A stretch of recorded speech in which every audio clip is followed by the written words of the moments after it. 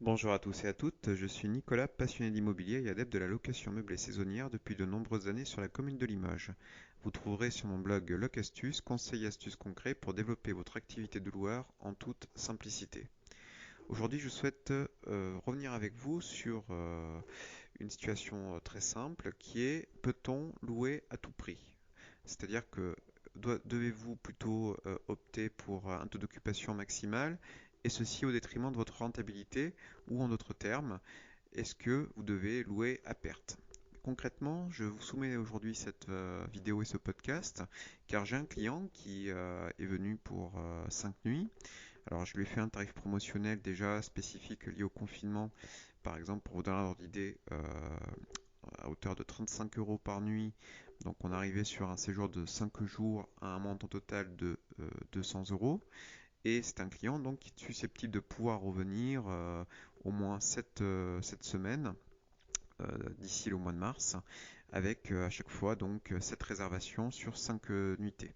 Alors ce même client, je lui ai indiqué que je pouvais lui proposer ce tarif préférentiel qui était déjà un tarif préférentiel puisque l'appartement auquel je pense est un appartement qui est loué entre 55 et 60 euros la nuit, auquel il faut rajouter la taxe de séjour et les frais de ménage qui sont de 25 euros par séjour. Donc si vous voulez, ce même client m'avait indiqué au début de son arrivée lors de la réservation que si tout se passait bien dans la location et s'il en était, il pouvait être intéressé pour revenir les semaines suivantes. Donc effectivement, la liberté de choix de chacun, et je respecte sa façon de voir les choses, fait que pour l'avoir relancé en fin de séjour, pour savoir s'il souhaitait revenir et du coup et connaître les prochaines périodes de séjour concernées, il m'a indiqué qu'il avait trouvé d'autres locations à 150 euros, voire 140 euros sur des produits équivalents. Et du coup, il m'a indiqué que, à défaut de m'aligner, il partirait ailleurs. Alors, moi de mon côté, j'ai fait un petit calcul.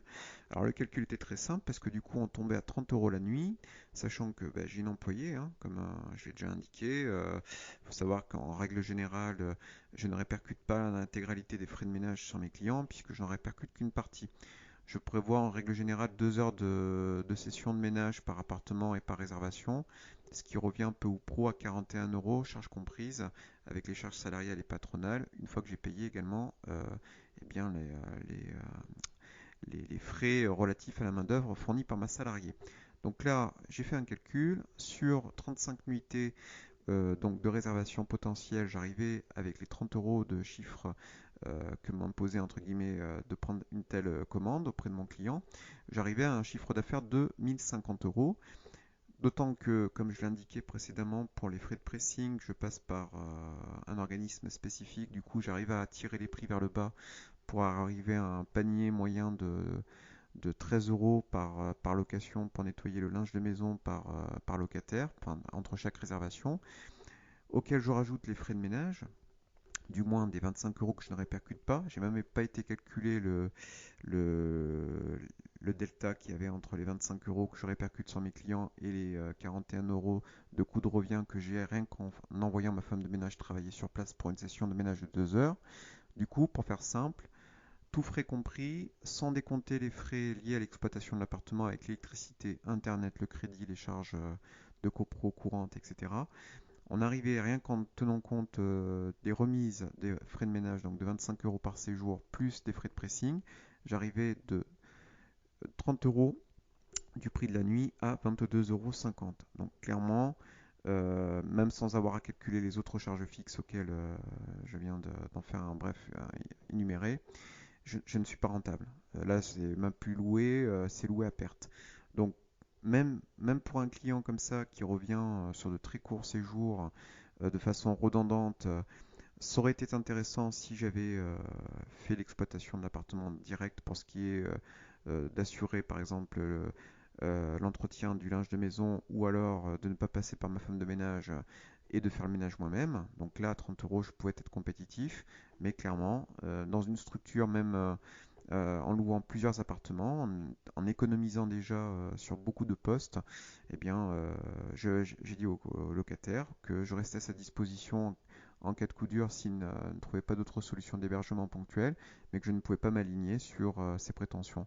Alors je ne remets pas du tout en cause hein, la stratégie ou du moins si je me mettais dans les chaussures de mon client, je ferais sans doute pareil. C'est-à-dire que il y a une prestation, lui, de son côté, il a des contraintes financières que je ne maîtrise pas et que je ne connais pas par ailleurs.